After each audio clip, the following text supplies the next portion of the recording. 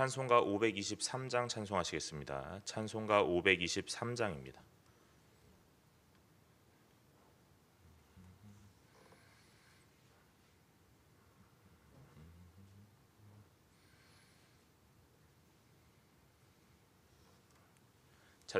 찬송가 523장입니다. 어두운 죄악길에서 목자 없는 양같이 모든 사람 길 찾아 헤맨다. 자비하신 하나님 독생자를 보내사 너를 지금 부르니 나오라. 이때라 이때라 주의 긍휼 받을 때가 이때라. 지금 주께 나와 겸손하게 아뢰라. 구원함을 얻으리.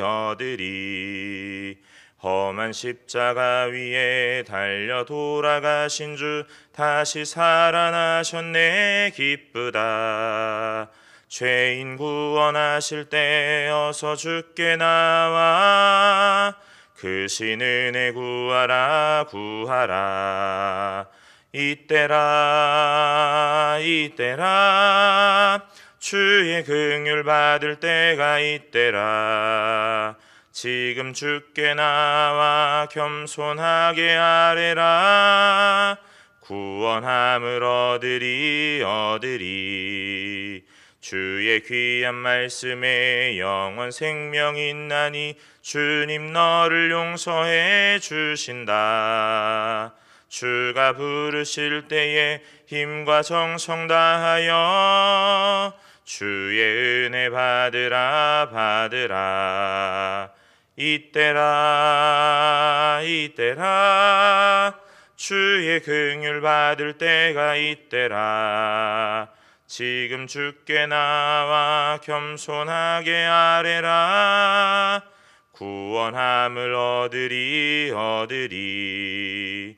세월 빨리 흐르고 세상 친구 가는데 너의 영혼 오늘 밤 떠나도 주의 구원 받으면 천국에서 영원히 주와 함께 살리라. 이때라 주의 긍휼 받을 때가 이때라. 지금 주께 나와 겸손하게 아뢰라. 구원함을 얻으리. 아멘. 오늘 우리가 함께 나눌 말씀은 사사기 20장 1절부터 7절까지의 말씀입니다. 사사기 20장 1절부터 7절까지입니다. 다 찾으신 줄로 알고 제가 한 절 여러분이 한 절 교독하도록 하겠습니다. 이에 모든 이스라엘 자손이 단에서부터 브엘세바까지와 길르앗 땅에서 나와서 그 회중이 일제히 미스바의 여호와 앞에 모였으니 이스라엘 모든 지파의 어른들은 하나님 백성의 총회에 섰고 칼을 빼는 보병은 40만 명이었으며 이스라엘 자손이 미스바에 올라간 것을 베냐민 자손이 들었더라. 이스라엘 자손이 이르되 이 악한 일이 어떻게 일어났는지 우리에게 말하라 하니 레위 사람 곧 죽임을 당한 여인의 남편이 대답하여 이르되 내가 내 첩과 더불어 베냐민에 속한 기브아에 유숙하러 갔더니 기브아 사람들이 나를 치러 일어나서 밤에 내가 묵고 있던 집을 에워싸고 나를 죽이려 하고 내 첩을 욕보여 그를 죽게 한지라.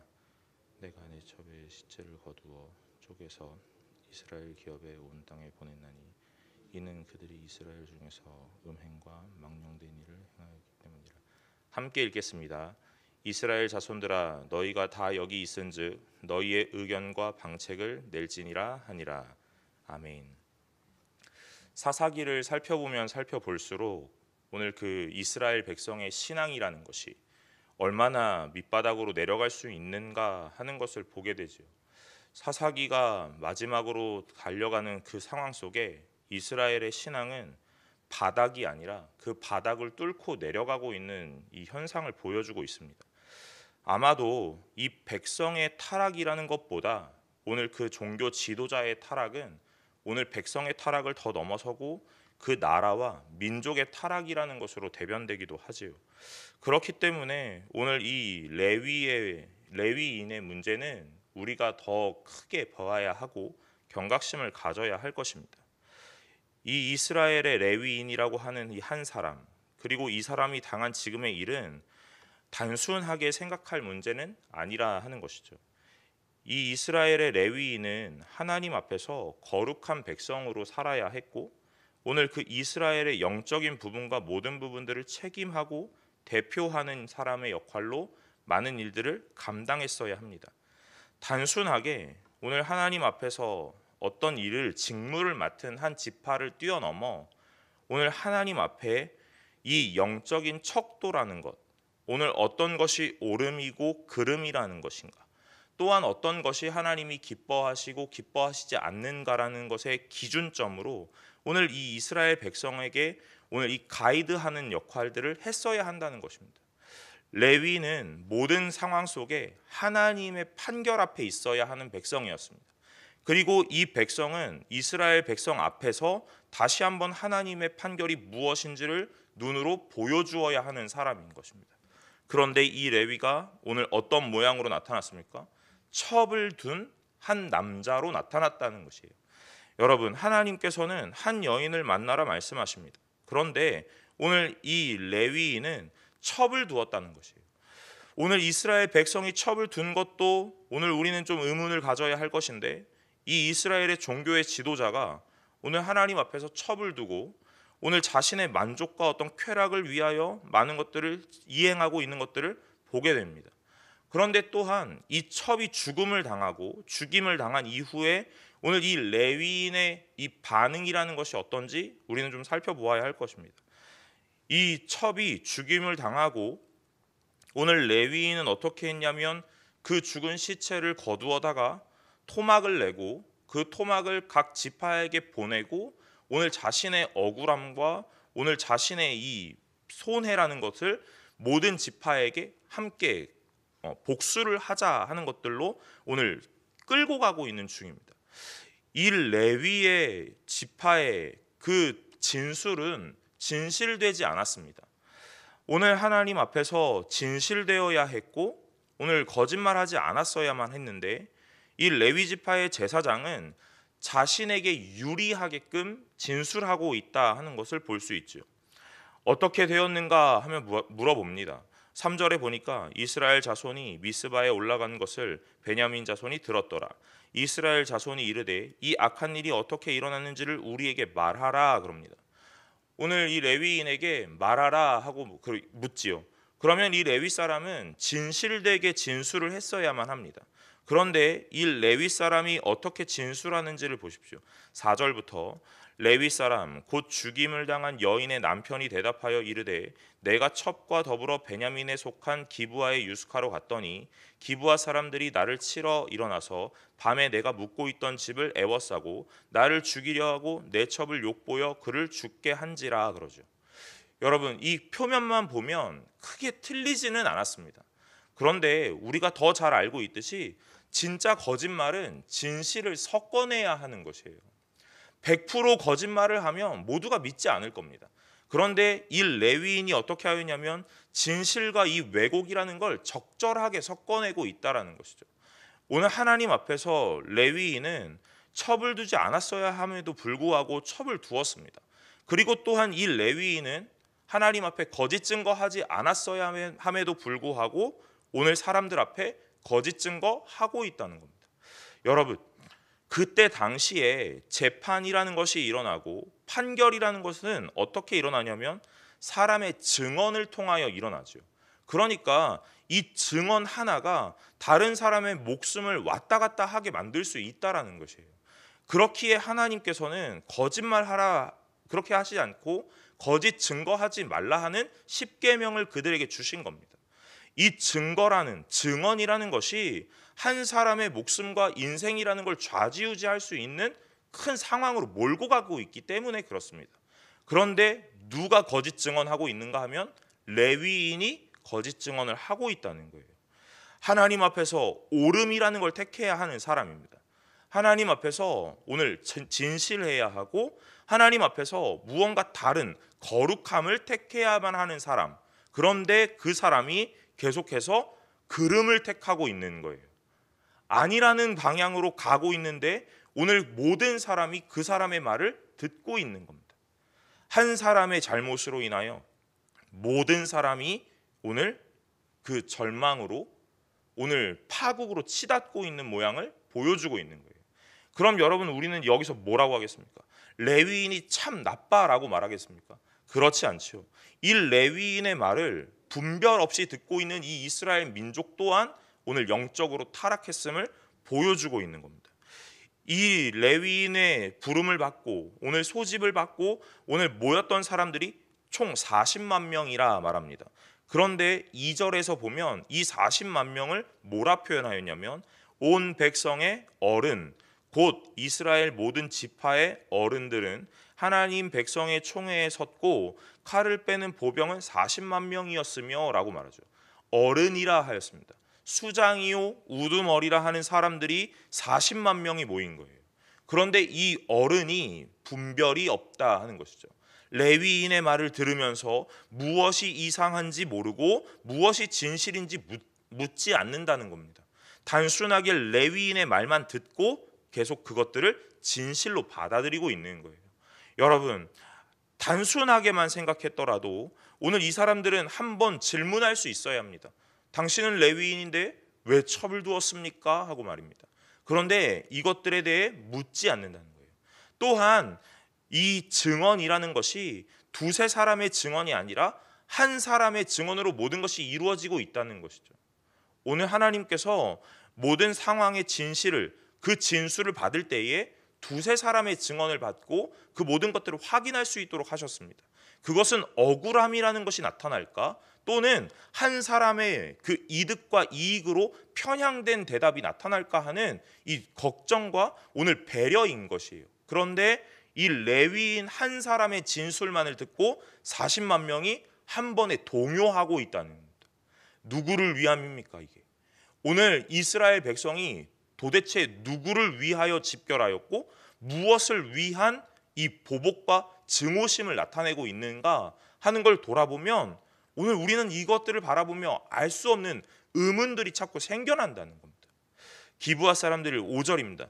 기브아 사람들이 나를 치러 일어나서 밤에 내가 묵고 있던 집을 에워싸고 나를 죽이려 하고 내 첩을 욕보여 그를 죽게 한지라 그랬습니다.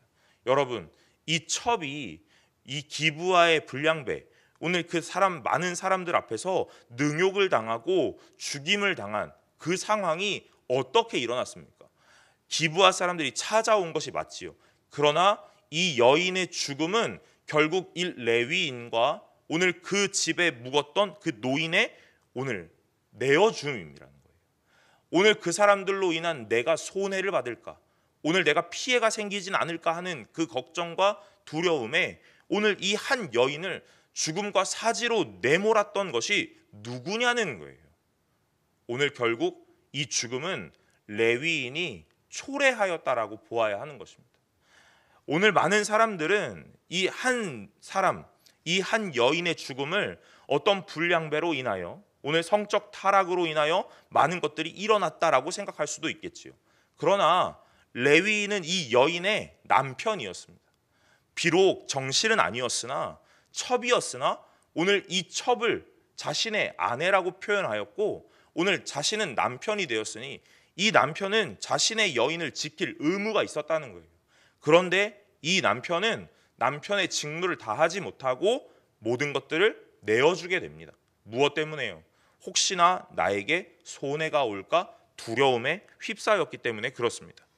이 여인의 죽음이 어디서부터 찾아왔습니까? 결국 남편이 남편의 직무를 하지 못한 그것에서부터 찾아오게 되는 것이죠. 여러분, 이 레위인 한 사람은 오늘 모든 것에서 실패한 자입니다. 레위인의 직무, 제사장의 직무도 실패하였습니다. 하나님 앞에서 백성의 직무도 실패한 것이에요. 그리고 한 여인의 남편의 직무도 실패한 것입니다. 어디서부터 왜 실패하게 되었는가? 오늘 우리는 이 말씀을 통하여 무엇 알 수 있습니까? 하나님이 중심되지 않았고 자신의 이득과 쾌락, 오늘 자신의 유익과 만족이 중심이 되니 모든 영역에서 다 실패하게 되는 것이에요. 오늘 내 생명이 혹여라도 피해를 입진 않을까 하는 그 두려움에 이 첩을 내어주게 됩니다. 죽음과 사지로 몰아내는 겁니다. 그러니까 오늘 남편의 직무에서 실패하게 되는 거예요. 오늘 제사장이었음에도 불구하고 진실은 없고 자신이 혹여라도 이 많은 군중 앞에서 나쁜 사람이 되지는 않을까 하는 그 두려움에 오늘 거짓된 왜곡된 진실을 하고 있는 겁니다.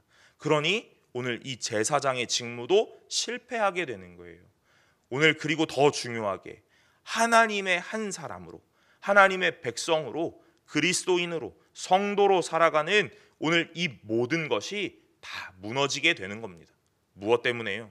어떤 한 잘못 때문에 그렇습니까? 그런 것이 아니라 오늘 이 레위인이 하나님을 중심으로 살지 못하는 영적 타락이 있었기 때문에 그렇다는 거예요.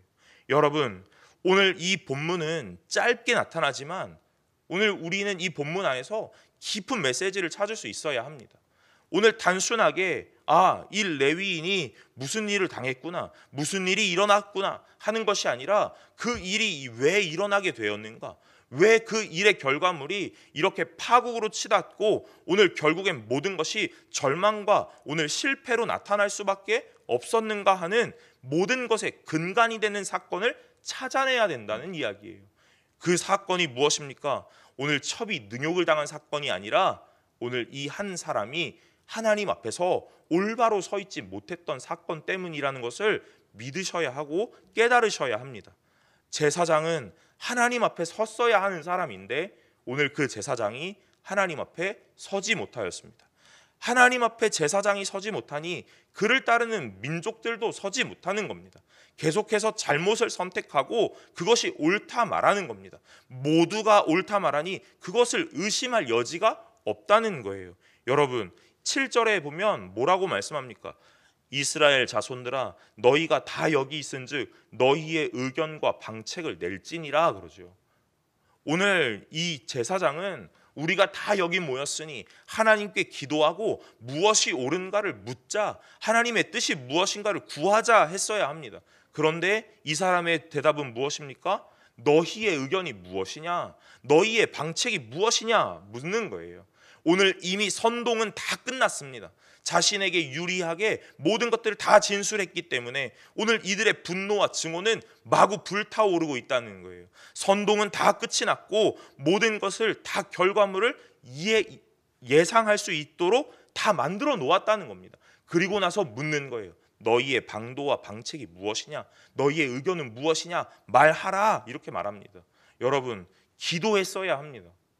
혹여라도 오늘 하나님께서 무엇을 원하시는가? 오늘 우리는 이렇게 말하였지만, 나는 이렇게 말하였지만, 상황은 이런 것 같지만 하나님은 진실되게 무엇을 원하시는가 하고 우리가 같이 기도하자, 우리가 같이 하나님의 뜻을 구하자 했어야 합니다. 그런데 오늘 아무도 그렇게 하지 않았다는 겁니다. 작은 숫자가 아닙니다. 풋내기들이 아닙니다. 지파의 어른이었고 수장이었고 우두머리였습니다. 그리고 그 숫자는 40만 명이라는 어마어마한 군중이 모였다는 거예요. 그런데 이들이 아무도 경각심을 갖지 않았습니다. 아무도 하나님의 뜻이 무엇인지를 생각하지 않았습니다. 여러분, 오늘 하나님 앞에서 우리는 어떤 모양입니까? 나의 잘못은 다 없고 남의 잘못으로 모든 것을 돌려내고 있지는 않습니까? 또는 오늘 진실과 왜곡을 적절히 섞어서 나의 유리함으로 설명하고 있지는 않습니까? 왜요? 사람에게 잘 보여야 하기 때문에 그렇습니다. 좋은 사람이어야 하고 멋진 사람이어야 하고 나는 번듯한 사람이어야 하기 때문에 그렇습니다. 오늘 이 모습이 하나님 앞에 얼마나 기쁨이 될까 하는 것들을 돌아보아야 합니다. 그리고 또한 우리는 이렇게 말하지 않습니까? 사람들을 찾아다니며 당신의 의견은 무엇입니까? 당신의 방책은 무엇입니까? 하고 하나님의 의견과 하나님의 방책을 묻기 전에 사람의 방책과 사람의 의견만을 묻고 나의 뜻과 그의 뜻이 같으면 역시 하나님께서 기뻐하시는구나 하고 오늘 우리는 그렇게 치부하고 있지는 않습니까? 오늘 하나님 앞에 이것들을 보아야 한다는 것이에요. 여러분, 오늘 성도는 어디 서 있어야 합니까? 성도는 무엇을 따라가야 합니까? 성도는 무엇을 추구해야 합니까? 오늘 가장 먼저 하나님을 따라가고 하나님을 추구하고 하나님 편에 서실 수 있는 귀한 분들이 되시기를 간절히 소망합니다. 이때는 제사장이 하나님 앞에서 단독으로 서 있을 수 있는 자였으나 지금은 우리가 다 하나님 앞에 서 있는 자 아니겠습니까? 하나님 앞에 오늘 우리가 다 의견을 묻고 하나님의 뜻을 구하는 자들 아니겠습니까? 오늘 이 시간에 우리가 무엇을 구하며 무엇을 기도해야 하겠습니까? 나의 삶 가운데에 하나님이 원하시는 것이 무엇입니까? 사람에게 보여지는 이미지와 사람에게 보여지는 외형과 껍데기가 아니라 진실되게 하나님께서 우리의 삶 가운데 원하시는 것이 무엇입니까? 오늘 하나님의 뜻과 하나님의 방책을 구하는 귀한 새벽에 오늘 하나님의 백성들이 되시기를 간절히 소망합니다.